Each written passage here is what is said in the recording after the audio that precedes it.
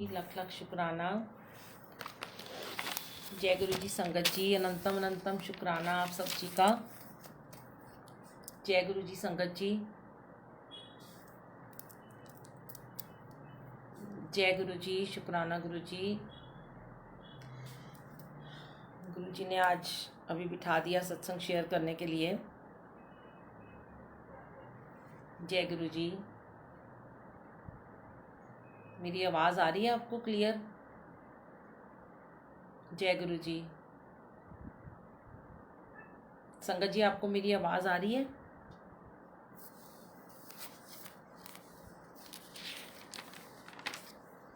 आज एक बहुत ही प्यारा गुरुजी ने सत्संग लिखवाया हुआ है। लिखवाया तो उन्होंने 2-3 दिन से हुआ है, पर मैं शेयर नहीं उसको कर पाई थी। जय गुरु जी तन्नू आंटी, हाय सबको जय गुरु जी, शुक्राना गुरु जी का। सब ठीक है आप लोग?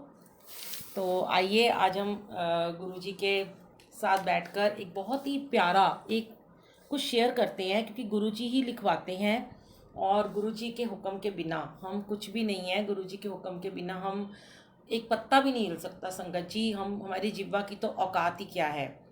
तो आज का गुरु जी ने टॉपिक बड़ा प्यारा दिया है कि डिप्रेशन हमें क्यों होता है और कब होता है, और गुरु जी इस लाइलाज बीमारी को ठीक कैसे करते हैं और जड़ से कैसे ख़त्म करते हैं। तो शुक्राना मेरे मालिक का। आइए आप दरबार के दर्शन कीजिए। सत्संग बाय बुलबुल आंटी, क्योंकि कई लोग मुझे कहते हैं आंटी आप अपना नाम बता दिया करो, जब आप सत्संग शेयर करते हो हम आगे भी भेजते हैं। वो गुरुजी ही नाम लिखवाते हैं, बुलवाते हैं। शुक्राना। सबसे पहले हम गुरुजी से आज अरदास करेंगे कि जिन्हें भी डिप्रेशन है उन्हें इस भयंकर पीड़ा से मुक्ति दें। ओम नमो शिवाय, शिवजी सदा सहाय। ओम नमो शिवाय, गुरुजी सदा सहाय। संगत जी, क्योंकि ये डिप्रेशन नाम की जो बीमारी है ना, ये शरीर को धीरे धीरे खोखला कर देती है। बहुत इम्पॉर्टेंट सत्संग है ये। मैं इसको बाद में यूट्यूब पे भी डाल दूंगी अभी, क्योंकि इस ग्रुप में सब इसको शेयर नहीं कर पाते हैं। हाँ, इसका लिंक आप सेंड कर सकते हैं। ध्यान से सुनिएगा क्योंकि हमारे आसपास कभी कभी हमारे घर में, कभी हम खुद ही बहुत बड़े ना, हम डिप्रेशन के शिकार हो जाते हैं। तो आज मैं भी बहुत बड़े डिप्रेशन में थी संगत जी, जब गुरुजी ने मुझे निकाला इस बहुत बड़ी दुविधा से। बहुत नींद की गोलियां खाती थी मैं, बहुत इंजेक्शन लगवाती थी, डॉक्टर्स के चक्कर लगाती थी। क्योंकि ये जो डिप्रेशन नाम की बीमारी होती है ना संगत जी, ये हमारी बॉडी को धीरे धीरे एकदम गला देती है, खोखला कर देती है। नासूर बन के ना हमें अंदर ही अंदर ना ये एक मतलब लाश जैसा बना देती है। ये बिल्कुल सच है, आप लोग भी जानते हो। कई बार क्या होता है, डिप्रेशन के इलाज के लिए ना लोग लाखों रुपए खर्च करते हैं, करोड़ों रुपए खर्च कर देते हैं और दवाइयाँ खाते हैं, और फिर नींद की दवाई खाते हैं, फिर भी ठीक नहीं होते हैं। तो जैसे एक शराबी को शराब की लत लग जाती है, वैसे ही जैसे नशे की लत लग जाती है, ऐसे ही डिप्रेशन के मरीज को भी ना नींद की गोलियां खाने की और मेडिसिन पे रहने की लत लग जाती है। तो वो उसका आदी बन जाता है। अब उसका जो पूरा जीवन है, जो डिप्रेशन का मरीज है, आप इस वर्ड को छोटा ना समझें, क्योंकि गुरु जी ने अपने समय में बोला था कि 3 चीज़ें बहुत ज़्यादा हाईलाइट रहेंगी जब मैं चला जाऊंगा, कि एक डिप्रेशन, एक डिवोर्स और एक कैंसर। और आप देखिए आज हर घर में ये तीनों चीज़ें हो रही हैं। तो जिसको कैंसर है वो भी डिप्रेशन में है, जिसका डिवोर्स हो रहा है वो भी डिप्रेशन में है, और जिनकी शादी नहीं हो रही वो भी डिप्रेशन में है, जिनके बेबी नहीं है वो भी डिप्रेशन में है, और जिनके बिजनेस नहीं चल रहे वो भी डिप्रेशन में है, जिनकी नौकरियां छूट गई वो भी डिप्रेशन में है। तो और कुछ नहीं तो अपने आसपास अपने घर की फैमिली की वजह से ही डिप्रेशन में लोग चले जाते हैं। तो उनका जो जीवन है वो पूरा का पूरा, डिप्रेशन के मरीज का जो जीवन है वो एकदम से नरक बन जाता है।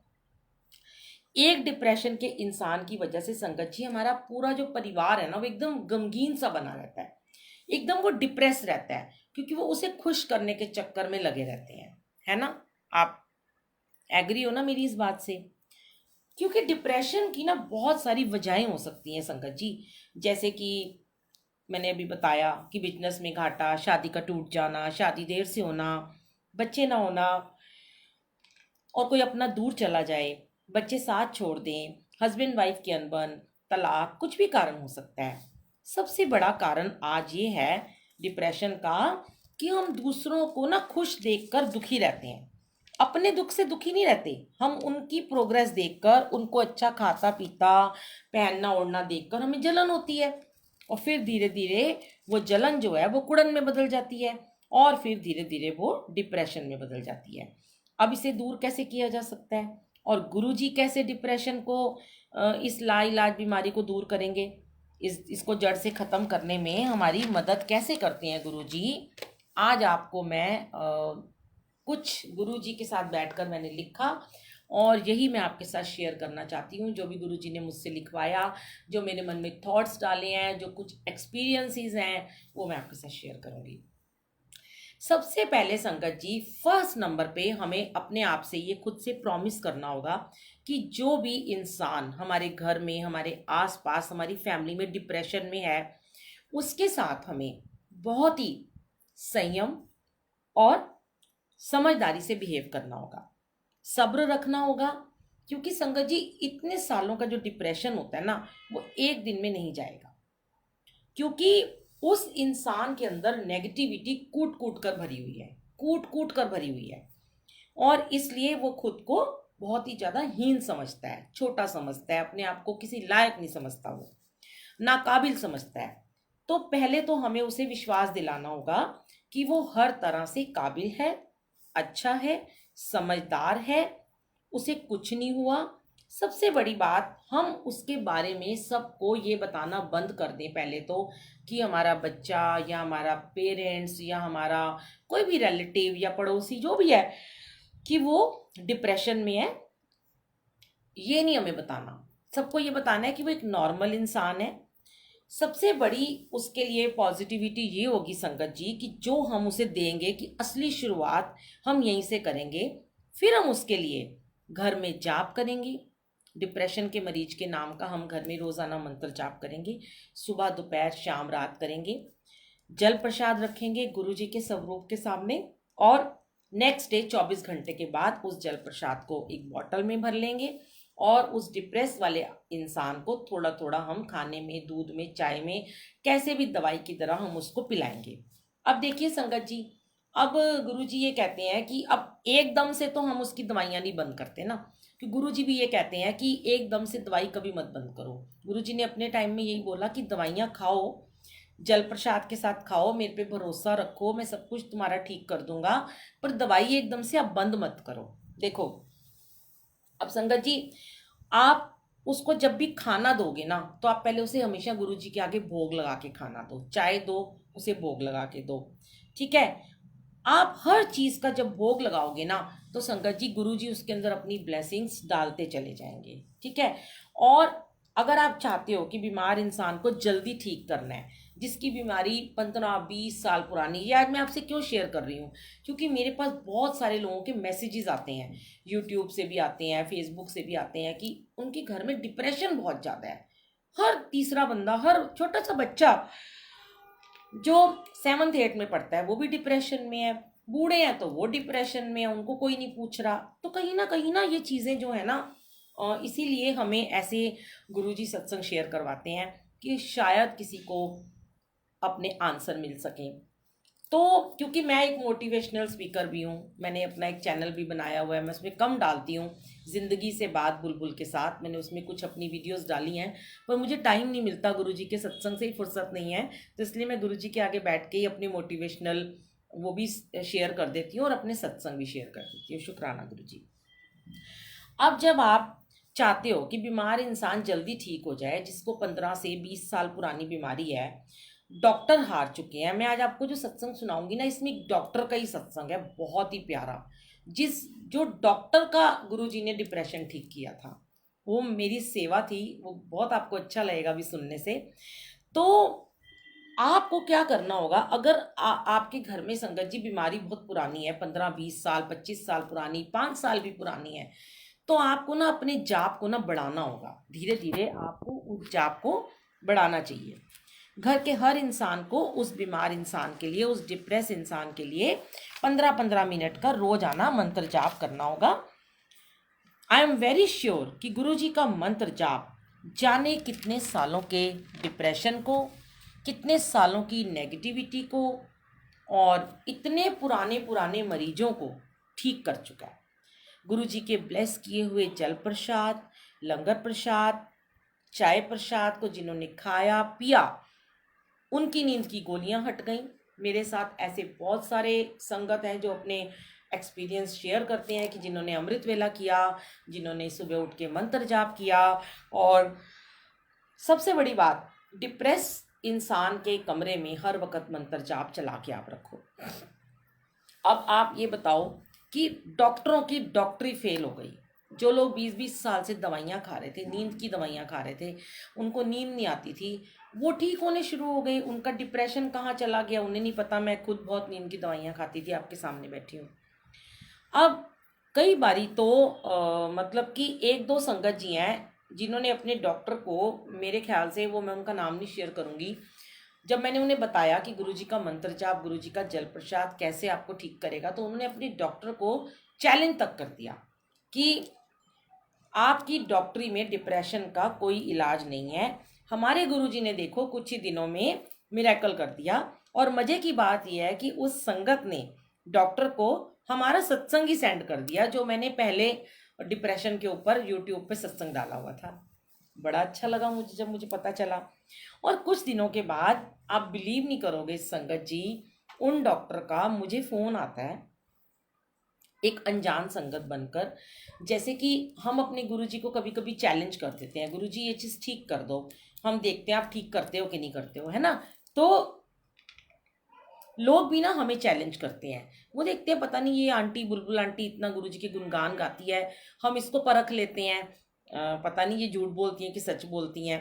कई बार होता है ऐसा। तो उस डॉक्टर अंकल ने मेरे को अनजान संगत बनकर एक फ़ोन किया और मैं नहीं जानती थी कि वो कौन है। मैंने एज़ यूजुअल अपनी सेवा करी। जैसे उन्होंने मुझे पूछा कि आपके गुरुजी कौन हैं, और मैंने सुना है कि वो डिप्रेशन को कैसे ठीक करते हैं, आप हमें बताएंगे। मैंने बड़े मिरेकल सुने हैं। मैंने उनको कहा कौन है आपके घर में डिप्रेशन में, तो उन्होंने कहा कि मैं ही हूँ। फिर उन्होंने कहा कि मैंने सुना है कि आपके गुरुजी कैंसर को भी ठीक कर देते हैं। तो संगत जी, फिर मैंने उनको बताया कि आप मेरा पार्ट नंबर 31 सुनिए, जिसमें एक छोटी सी 2.5 साल की बच्ची का कैंसर गुरुजी ने 1 महीने में ठीक किया, जो कि लास्ट स्टेज का कैंसर था। पार्ट नंबर 81 सुनिए, उसके अंदर मैंने आपको मंत्र जाप करने का तरीका बताया गया है। तो मैंने उनको ऐसे से अपने पार्ट 42, 28 बहुत सारे मैंने उनको पार्ट नंबर सेंड कर दिए। और मैंने उनको बोला कि जो भी मरीज है आप उसको जल प्रसाद दें और मंत्र जाप करें। तो पहले तो उन्होंने मेरे से बहुत ज़्यादा आर्ग्यूमेंट किया उन डॉक्टर ने, क्योंकि डॉक्टर होते हैं, डॉक्टर कभी नहीं मानते। डॉक्टर सोचते हैं कि ये तो ऐसे ही डॉक्टर तो अपने आप को ठीक कहेंगे ना कि साइंस है, पर उन्हें क्या पता हमारे गुरुजी तो सुपर स्पेशलिस्ट डॉक्टर हैं। तो उन्होंने पहले मुझसे बहुत ज़्यादा आर्ग्यूमेंट किया कि आप डॉक्टर्स को चैलेंज कर रहे हो, बहुत गलत बात है, आप कैंसर के डॉक्टर को चैलेंज कर रहे हो। तो आपके गुरुजी क्या सिर्फ जल प्रसाद से और चाय प्रसाद और लंगर प्रसाद से ठीक कर देते हैं, लाइलाज बीमारी को भी ठीक कर देते हैं? तो मैंने कहा कि आप हमारे गुरुजी से मिले कहाँ हो, आप एक बार हमारे गुरुजी के बड़े मंदिर तो जाके देखो, आप एक बार गुरुजी का मंत्र जाप तो करके देखो, आपको पता चल जाएगा, मैं आपको क्या बताऊं। तो पर कहते हैं ना कि ये गुरुजी की वीरा बुलबुल नाम की चिड़िया कहाँ मानने वाली थी, है ना।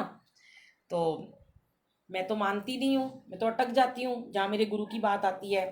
तो मैंने उनको जब तक पूरी तरह संगत जी विश्वास नहीं दिला दिया, तब तक मैंने हार नहीं मानी। और मुझे कहाँ चैन पड़ने वाला था, है ना गुरु जी। तो क्या हुआ कि फिर गुरु जी का एक मुझे पुराना सत्संग याद आ गया, जो कि जब गुरु जी अपने चोले में थे तो गुरु जी ने एक संगत को जबरदस्ती एक डॉक्टर के पास भेजा था। और वो मैंने उन अंकल को वो सत्संग सुनाया कि उन डॉक्टर के पास बिल्कुल भी टाइम नहीं था, और गुरुजी ने अपनी एक संगत को कहा कि तू जा उस डॉक्टर को सत्संग सुना के आ मेरे। तो वो कहने लगा, वो अंकल कहने लगे कि गुरुजी वो तो बड़ा, डॉक्टर के पास तो बिल्कुल टाइम नहीं है, उसके पास तो 2 मिनट का टाइम नहीं होता, वो मेरा कहाँ सत्संग सुनेगा। तो वो कई बार जाते हैं वहाँ पर, उस डॉक्टर के पास जाते हैं वो संगत जी गुरुजी के कहने से, पर वो डॉक्टर ना उनको संगत जी टाइम नहीं देते हैं। तो फिर गुरुजी बार बार भेज देते हैं। गुरुजी का तो अपना तरीका होता है, अपनी लीला होती है ना, कैसे किसी को ब्लेस करना होता है। तो गुरुजी ना उनको कहते हैं फिर से जा। फिर ऐसे करते करते ना वो अंकल कहते हैं कि एक दिन फिर वो जाते हैं तो बड़ी मुश्किल से ना डॉक्टर उनको 5 मिनट का टाइम देते हैं कि मेरे पास सिर्फ 5 मिनट है, तुम इतनी बार आ चुके हो, बोलो तुम क्या कहना चाहते हो। अब गुरुजी तो वहाँ से लीला रच रहे थे, गुरुजी तो गुरुजी हैं। तो जैसे ही उस अंकल ने उनको सत्संग सुनाना शुरू किया, उन डॉक्टर को टाइम का पता ही नहीं चला। वो डॉक्टर एकदम मंत्रमुग्ध हो गए और पूरा 1 घंटा 10 मिनट तक वो उस सेवादार से गुरुजी के सत्संग सुनते रहे।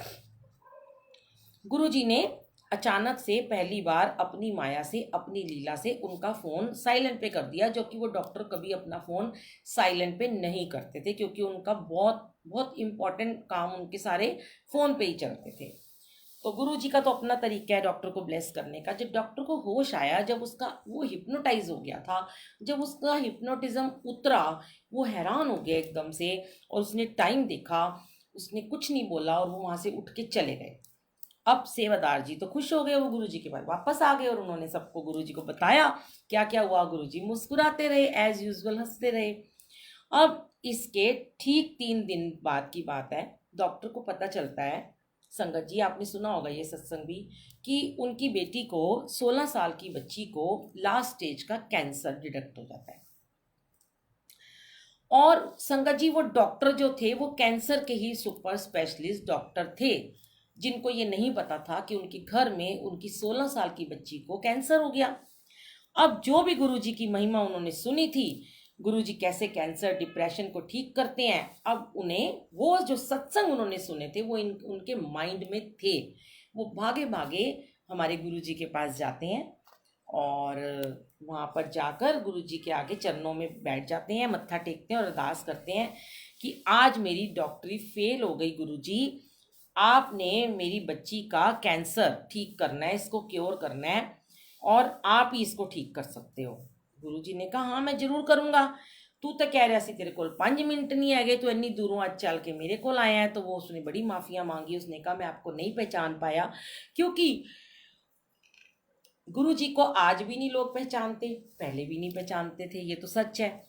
तो संगत जी मुझे पता नहीं क्या हुआ था कि मैं यही सत्संग उन डॉक्टर को सुना रही थी जो मुझसे फोन पे बात कर रहे थे, और वो मंत्र मुख से सुने चले जा रहे थे। अचानक सत्संग खत्म हुआ और पूरे 40 मिनट तक उन्होंने मेरे से फ़ोन पे बात की और अचानक से फ़ोन डिस्कनेक्ट हो गया। और मैं और मेरे गुरुजी मुस्कुरा रहे थे। गुरुजी की मुस्कान और गहरी हो गई थी और थोड़ी सी नटखट भी हो चली थी। मैं भी उन्हें देख के मुस्कुरा रही थी, देखिए जैसे अभी गुरुजी मुस्कुरा रहे हैं। बड़े स्मार्ट हो तुसी वीर जी, किवें ब्लेस कर दे हो संगतां नूं। फिर संगत भी 3-4 महीने के बाद संगत जी उन्हीं डॉक्टर का मुझे एक मैसेज आता है, जिनको मैंने गुरुजी के सत्संग सुनाए थे और जो मुझसे आर्गुमेंट कर रहे थे। तो उन्होंने मुझे अपना नाम हमेशा से बताने को मना किया है कि आप मेरा नाम कभी शेयर मत करना। होता है कईयों में कि हमारा सत्संग मत सबको सुनाओ, तो हम नहीं करते हैं। तो उनका मुझे मैसेज आता है 3-4 महीने के बाद कि बुलबुल आंटी मुझे ना अपने घर में सत्संग करवाना है।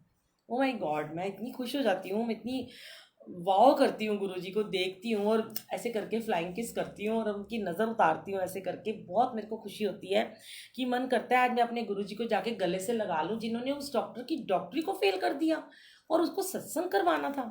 कमाल है। वाह वाह मेरे गुरुजी, मैं बहुत एक्साइटेड थी कि आज मैं डिप्रेशन ठीक करने वाले डॉक्टर के यहाँ सेवा करने जा रही हूँ।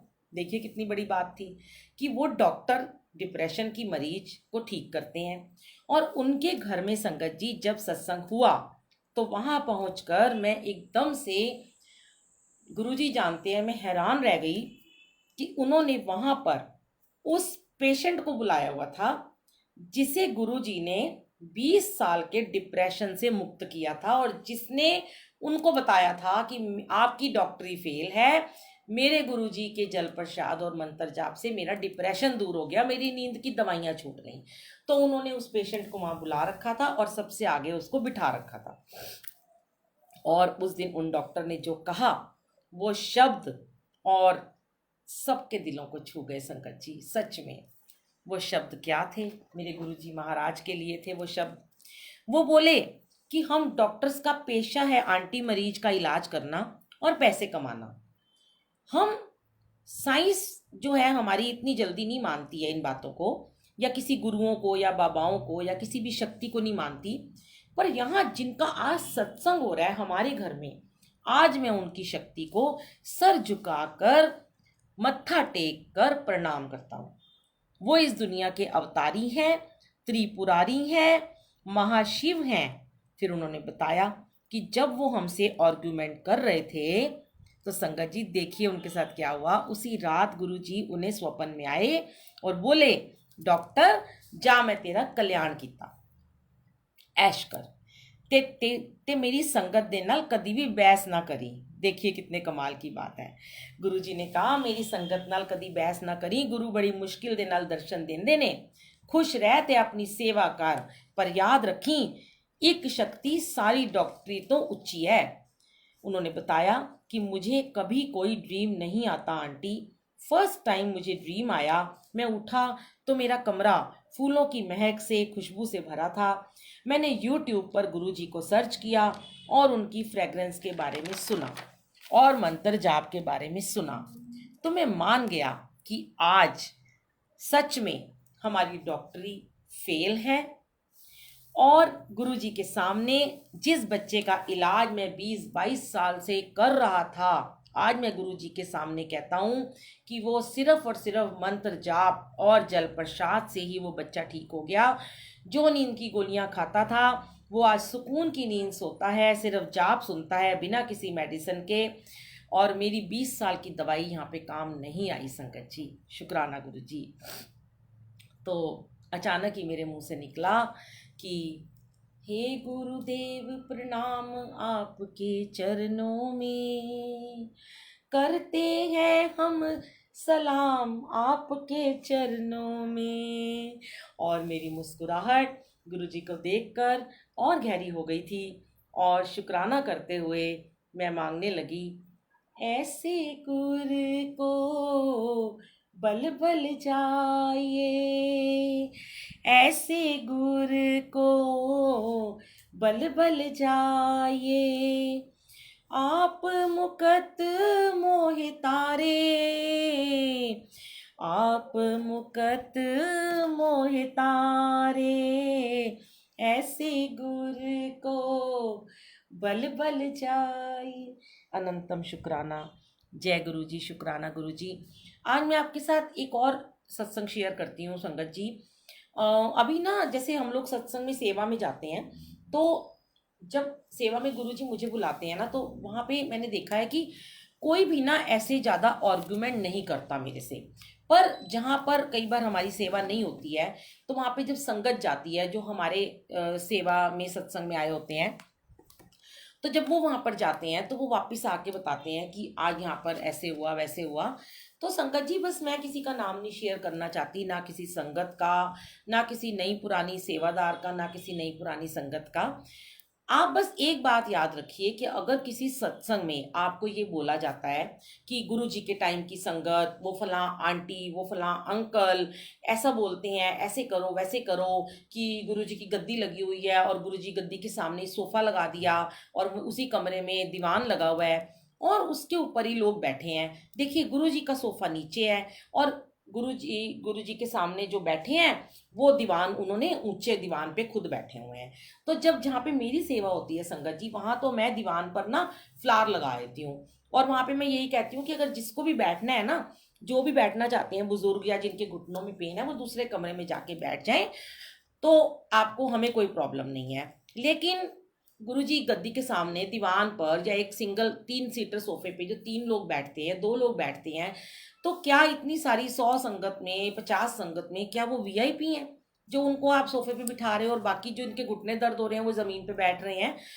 तो ये चीजें संगत ने मेरे से शेयर की कि वो मानते नहीं है, जिद करते हैं कि हम तो गुरु जी के टाइम की संगत हैं और हम ऐसे करेंगे, हमें पता है मर्यादा क्या है। तो संगत जी मुझे ऐसा लगता है कि गुरु जी की संगत कोई नई पुरानी नहीं है, जो मैंने अपना एक्सपीरियंस किया, जो मेरे मन में गुरुजी थॉट डालते हैं, जो मैंने देखा अपनी लाइफ में इतने सालों में, और बहुत पुरानी पुरानी वीडियोस भी देखी। आप सबने भी संगत जी देखी होंगी वीडियोस गुरुजी की, कि गुरुजी अपने अंपायर एस्टेट में और अपने बड़े मंदिर में एक अपनी कुर्सी पे, गद्दी पे बैठे होते हैं।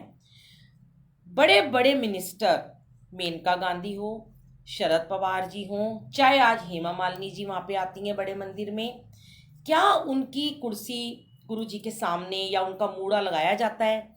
क्या उनको छोटे छोटे कुछ बेड दिए जाते हैं बैठने के लिए? नहीं ना, कुछ नहीं दिया जाता। आप देखेंगे मेनका गांधी ऐसे हाथ जोड़ के गुरुजी के बराबर में खड़ी होती थी।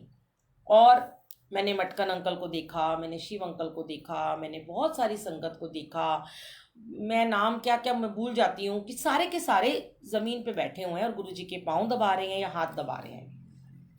तो तब जब गुरुजी थे अपने चोले में, तो गुरुजी ने क्या किसी को ये हुक्म दिया था? और देखिए, तब तो बड़े मंदिर में जो बाहर, अभी मंदिर के हॉल के बाहर जो बेंच बनाए हैं वो बहुत बाद में बने हैं। जब हम मंदिर जाते थे संगत जी, तो जहाँ पे झूला लगा हुआ है इस तरफ लेफ्ट साइड में, वहाँ पे पहले चाय प्रसाद का गार्डन में लंगर मिलता था, वहीं हम लंगर प्रसाद भी खाते थे। ये सब लंगर हॉल बाद में बने हैं, हमारे देखते देखते ही बने हैं। तो तब ये बेंच भी नहीं थे, तब सिर्फ और सिर्फ लोग जाते थे, जो नहीं बैठ सकते थे वो माथा टेकते थे और चले जाते थे, क्योंकि वो बैठ नहीं सकते थे, और वो बाहर जाकर अपनी गाड़ी में या कहीं और जाके बेंच पे बैठते थे। जो बैठ सकते थे उनको गुरुजी मंदिर के अंदर बिठाते हैं। अभी अभी कुछ टाइम से गुरुजी के मंदिर हॉल के बाहर जो है आंगन है, वहां पे कुछ बेंचेस बने हैं, अंदर कोई बेंच नहीं है। तो जब गुरुजी ने अपनी मर्यादा को भंग नहीं किया, तो कोई भी पुरानी नई संगत ये बात क्यों कहती हैं कि हम गुरुजी के टाइम की संगत है, हमें पता है क्या करना चाहिए? मैं कहती हूँ बड़ा मंदिर जितना ब्लेस्ड है उतना कोई घर ब्लेस नहीं हो सकता। लेकिन जब आप अपने घर में गुरुजी का सत्संग कराते हो, गुरुजी गद्दी लगाते हो, गुरुजी का 2 घंटे की प्लेलिस्ट चलाते हो, उसी तरीके से भोग लगता है, संगत को बुलाया जाता है, आरती की जाती है, वेलकम बैंड होता है, सब कुछ होता है ना, तो इसका मतलब गुरुजी आपके घर में आए हैं ना, गुरुजी को आपने बुलाया है ना। तो आप गुरुजी के सामने कैसे अपनी औकात दिखाते हो कि स्टूल रख लो, बैठ जाओ, वहाँ पैर फैला के बैठ जाओ, टांगे ऐसे रख लो, लेट जाओ, मतलब ये सब बेड के ऊपर मुझे नहीं। हाँ, गुरुजी एक कमरे में हम भी सोते थे, कभी कभी हम भी सो जाते हैं, हमें मन परेशान होता है, हम यहीं पे सो जाते हैं। हमारे घर ज़्यादा लोग आते हैं तो मैं यहीं सो जाती हूँ, मेरे अंकल भी यहीं पे सो जाते हैं, गेस्ट आते हैं, ज़मीन पे सोते हैं हम, उसमें कोई प्रॉब्लम नहीं है, हमने कारपेट बिछाया हुआ है। लेकिन अगर बोलो कि मैं अपना यहाँ पे एक सोफ़ा लगा के सो जाऊँ, या मैं सोफे पे गुरुजी की, मेरे को तो इतनी ऐसे कुछ हो जाएगा कि मैं गुरुजी के आगे बैठ जाऊँ, ये नहीं हो सकता। तो प्लीज़ मैं यही कहूँगी कि आप ऐसी संगत का कहना ना माने, जो अपने आप को ये कहते हैं कि मैं गुरुजी की पुरानी संगत हूँ और मुझे पता है गुरुजी कैसे। नहीं, गुरुजी के पुराने वीडियोस देख लो, गुरुजी के कुछ भी उठा के देख लो, कोई भी संगत गुरुजी के बराबर में नहीं बैठती थी, ना ही उनके यहाँ सामने कोई सोफे लगते थे। तो प्लीज़ ध्यान रखिए, अपने गुरु की मर्यादा का ख्याल रखिए। गुरु भगवान है, परमात्मा है। आप बांके बिहारी जी के मंदिर में जाते हो, आप बंगला साहब में जाते हो, बंगला साहब में भी अब इन्होंने पीछे की तरफ एक ऐसे डंडी लगा के वहाँ पे उन्होंने कुर्सियाँ लगा दी हैं कि जो बहुत बुजुर्ग हैं, गुरु ग्रंथ साहब जी के आगे कोई नहीं बैठ सकता। झंडे वाले मंदिर में कोई मूड़ा नहीं, कोई कुर्सी नहीं है। अगर आप नहीं बैठ सकते, जाओ मत्था टेको, अपने घर जाओ या दूसरे कमरे में चल जाओ। तो अपनी मत चलाइए, प्लीज़ संगत को गुमराह मत कीजिए। संगत जी, मैं रिक्वेस्ट करती हूँ और संगत को भी रिक्वेस्ट करती हूँ कि ज़्यादा आर्ग्यूमेंट ना करें ऐसे लोगों से। अगर वो नहीं मानते हैं तो छोड़ दें, हट जाए उस जगह से, करने दें, उनके कर्म बढ़ रहे हैं। जहाँ हमारी सेवा होती है वहाँ कोई नहीं बैठता, चाहे वो गुरुजी का डर है, चाहे कह दो कि मेरे से थोड़ा वो शाय फील करते हैं, वो मान जाते हैं, वो नहीं बैठते हैं। लेकिन कई जगह पे, हर जगह तो हम नहीं होते ना, और हर जगह पे ऐसी संगत भी नहीं होती जो बोल सके कि नहीं ऐसा मत करो, डरते हैं लोग। तो आप उस जगह से हट जाइए, अपने आप को नेगेटिव मत कीजिए। वो नेगेटिव लोग हैं, वो धीरे धीरे अपने आप पॉजिटिव हो जाएंगे। गुरुजी को अरदास करो, गुरुजी इनको सद्बुद्धि दो। तो और आप लोग बस ध्यान रखिए, कहते हैं ना, हम खुद को ठीक कर लें तो सारा जग ठीक हो जाएगा, हम दूसरों को ठीक ना करें। हमें अगर प्रॉब्लम है भी तो भी मैं ये कहती हूँ, गारंटी से आप ज़मीन पे बैठिए।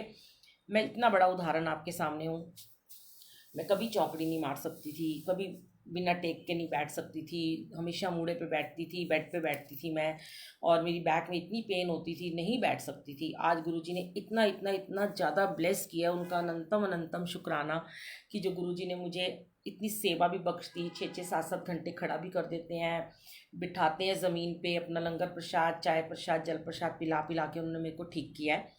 और अपने गुरु के लिए खड़े होइए, स्टैंड लीजिए। अपने गुरु के लिए कोई गलत बोले तो उसके लिए स्टैंड लेना सीखिए, डरिए मत। आप क्या कह देगा ना, कोई आपको अगली बार अपने सत्संग में नहीं बुलाएगा ना, कोई बात नहीं, ना बुलाए, लेकिन आपको तो ये तसल्ली रहेगी ना, आपने अपने गुरु महाराज जी के लिए स्टैंड लिया है। तो बस यही है कि गुरु जी के आगे शुक्राना करते हुए आज गुरु जी ने ये 2 सत्संग शेयर करवाए हैं, अचानक से बिठा दिया। अनंतम अनंतम शुक्राना, लख लख शुक्राना। कोई भूल चूक होगी हो तो माफ़ करना। और संगत जी, क्योंकि गुरु जी के सामने बैठकर ही हम बोल पाते हैं, गुरु जी बुलवाते हैं, बाकी तो सब गुरु जी जानी जान है किसको कैसे ब्लेस करना है। कई बार होता है ऐसे लोग भी हमारे जीवन में कर्म कटवाने के लिए हमारे पास आते हैं, जो हमसे आर्गूमेंट भी करते हैं। देखिए वो डॉक्टर ने भी कैसे आर्गूमेंट किया, और फिर उसने अपने घर में सत्संग भी करवा लिया था और मान भी गया। तो ऐसे ही है, आज अगर कोई कहे कि मैं तो गुरु जी के साथ बैठा था, या मैंने गुरु जी के हाथ पैर दबाए थे, या मैं गुरु जी के उनको अपनी गाड़ी में लेके जाता था, या मैं गुरु जी के साथ अंग संग रहता था और फिर मैं अपनी मन मर्जी करूँगा, ऐसा नहीं होता। मैंने एक बार सोलन में भी सत्संग किया था हमने, शिमला में। तो वहाँ पर भी एक गुरु जी की बहुत पुरानी संगत आई थी, मुझे उनका नाम याद नहीं है। उनको जैसे ही मैंने लंगर प्रसाद की थाली दी, उन्होंने वो थाली लेके ना अपने ड्राइवर को दे दी और ले जा, तू ले जा, गाड़ी में रख दे। तो ये भी गलत है। और खुद उनको भी बिल्कुल गुरु जी के साथ ही बोला, फैमिली वालों ने बिठाओ, तो मैंने बोला नहीं, यहाँ नहीं ये बैठ सकते हैं, आप इनको पीछे बिठाइए। तो वो बहुत बोलने लगे, मतलब वहाँ तो लोगों ने मुझे ये भी कह दिया कि ये कौन है बुलबुल आंटी, ये मुझे पागल दिखाई देती है। तो मैंने तो कहा मैं तो हूँ ही पगली गुरु जी की, जो मैं गुरु जी के नाम की दीवानी हूँ, जो मैं गुरु जी के लिए लड़ती हूँ, गुरु जी के लिए बोलती हूँ। अगर मुझे कोई चीज़ गलत लगती है तो मैं बोलूँगी। तो इसलिए शुक्राना गुरु जी, अनंतम शुक्राना। और संगत जी, जो आपको भी कोई ऐसे बोले ना, अगर आपको गलत लगता है तो आप उस जगह से या तो हट जाओ या फिर stand low. Thank you so much. जय गुरु जी, शुक्राना गुरु जी, अनंतम शुक्राना। और हाँ जी स्मिता आंटी, आपको आंसर मिल गया, शुक्राना। मैं तो कहती हूँ हमारे सत्संग से किसी एक को भी आंसर मिल जाए वो बहुत बड़ी बात होती है। तो ऐसे ही ये सरप्राइज सत्संग था आज गुरु जी का, डिप्रेशन को लेकर था। जरूर सुनिएगा, पूरा दोबारा सुन लीजिएगा। डिप्रेशन के मरीज को सबसे पहले संगत जी, हमें फिर से आपको मैं बता रही हूँ, हमें उनको पॉजिटिविटी देनी होती है। और कोई भी, मैं कहती हूँ चलो डिप्रेशन है या नहीं है, कोई भी आपके घर में बीमार है, कुछ भी उसको बीमारी है, छोटी बड़ी कोई भी, आप आज के बाद ये कहना शुरू कर दो, जब आपको लोग पूछें कि तुम्हारे बच्चे को डिप्रेशन है, तुम्हारे पेरेंट्स को डिप्रेशन है, तो बोलो नहीं, वो बिल्कुल ठीक है। कैसे हुए? उन्हें गुरु जी के जल प्रसाद ने ठीक कर दिया, उन्हें गुरु जी के मंत्र जाप ने ठीक कर दिया। और बड़े सारे बुजुर्ग हैं जो मेरे आसपास हैं, मैं देखती हूँ कि वो भी बहुत डिप्रेशन में है, उन्हें भी अपने आप को थोड़ा सा खुद भी ठीक करना पड़ेगा। कि आजकल की जनरेशन, आजकल के बच्चे ऐसे नहीं है कि सारा दिन उनके साथ बैठें पहले की तरह, उनसे बातें करें। देखो सब कंप्यूटराइज ज़माना है, सब जॉब में है, बच्चे पढ़ते हैं, स्टडी करते हैं, इतना नहीं बैठ पाते हैं। हाँ, लेकिन बच्चों को भी ये चाहिए कि 1 बार 2 बार एटलीस्ट अपने पेरेंट्स से, अपने दादा दादी से आकर उनका हाल चाल जरूर पूछें, सुबह शाम ज़रूर उनको जय गुरु जी बोलें, नमस्ते करें। आप कैसे हो? आपको कोई चीज़ की ज़रूरत तो नहीं है? आपको कोई दवाई की ज़रूरत तो नहीं है? या शाम को उनको बोलें कि चलो आज हम आपको वॉक पे ले जाते हैं। तो आपको देखेंगे संगत जी, आपको उन बुज़ुर्गों से इतनी ज़्यादा ब्लेसिंग मिलेगी कि मैं आपको बता नहीं सकती हूँ। मतलब आपकी झोलियाँ खुशियों से भरती चली जाएंगी, जो आपके रुके हुए काम है वो सारे संपन्न होने लगेंगे। तो अपने बुज़ुर्गों को भी मान दीजिए। और शुरुआत तो पेरेंट्स को करनी पड़ती है कि अगर वो अपने माँ बाप को मान सम्मान देते हैं तो उनके बच्चे भी दादा दादी नाना नानी को सम्मान देते हैं। जय गुरु जी, शुक्राना गुरु जी, अनंतम शुक्राना।